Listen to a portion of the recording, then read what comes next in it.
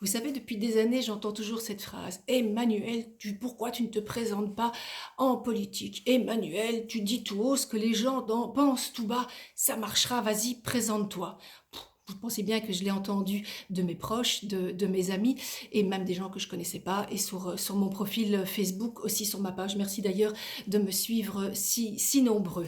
Alors cette question, évidemment, plein de gens se la posent encore davantage depuis la fin du mois de novembre, avec les élections qui s'approchent maintenant au mois de mai. Certains sont même sûrs, ils savent, ils sont experts, ils savent que j'ai signé.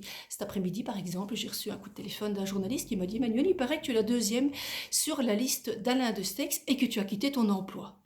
Ok, d'accord, super, merci de me l'annoncer. Je ne le savais pas il y a quelque temps, 21h30, mon téléphone sonne, un journaliste que je connais. Ah, Emmanuel, il paraît que tu as signé OMR, que tu es sur la liste européenne. Ah, ok, merci, je ne savais pas non plus.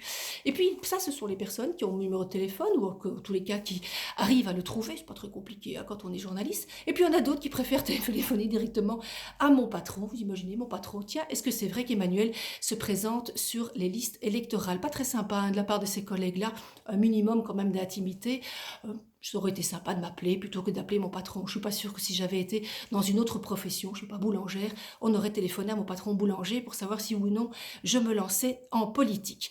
Alors, on va répondre à la question quand même, puisqu'il paraît que c'est la question qui se pose maintenant. J'ai pas envie de faire non plus celle qui joue le suspense ou que tout le monde désire. Mais alors, est-ce qu'on m'a fait des propositions? La réponse est oui. Et pas le parti, vous savez, celui qui est interdit d'antenne, où tout le monde me voyait aller, où elle est allée chez lui, blablabla. Bla, bla, bla. Non, pas du tout, lui, il ne m'a pas téléphoné, et c'est très bien comme ça, il savait que ça serait non. D'autres partis, par contre, effectivement, m'ont appelé, m'ont fait des super propositions, effectivement, je vous assure. Est-ce que j'ai réfléchi? Oui, je ne vais pas mentir, quand on vous fait des belles propositions comme ça, qui correspondent à vos valeurs, bah vous réfléchissez. Une fois, deux fois, trois fois, vous pesez le pour et le contre. Et puis vous dites simplement: merci beaucoup d'avoir pensé à moi, mais non. Vous savez pourquoi?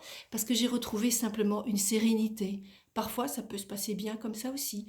On est bien, loin des caméras, loin de tout ça. J'ai ma petite page Facebook. De nouveau, merci beaucoup. Vous êtes 32 000. Je pose je pose mes petits débats tous les jours. Et ça me fait plaisir de pouvoir communiquer avec vous et de dire à 100% ce que je pense. Est-ce que dans un parti politique, j'aurais été libre de dire mon avis? Peut-être. Est-ce que j'aurais été heureuse? Peut-être.